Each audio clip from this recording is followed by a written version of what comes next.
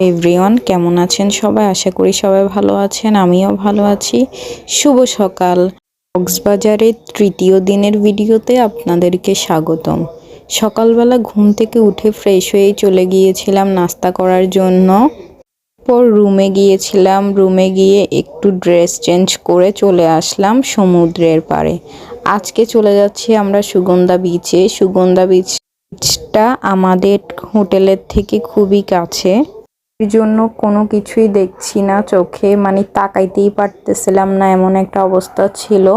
এইবার আমরা গিয়েছিলাম যে প্রচুর রোদ ছিল, রোদের কারণে আমার অনেকগুলা ছবি ভালো আসে নাই।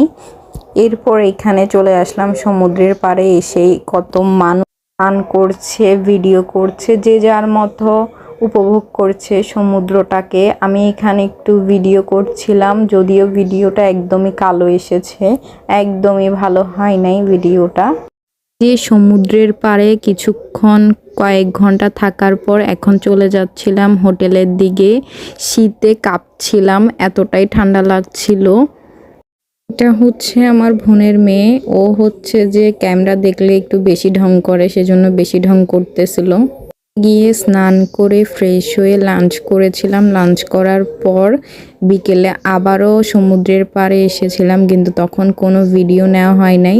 তারপর এটা হচ্ছে সন্ধ্যায় আমরা আবারও নাস্তা করে সন্ধ্যার তারপর আবারও চলে যাচ্ছিলাম সমুদ্রের পাড়ে। আসলে এখানে আসলে তো সমুদ্রের পাড়ে যাওয়া ছাড়া আর কোনো কাজ নাই।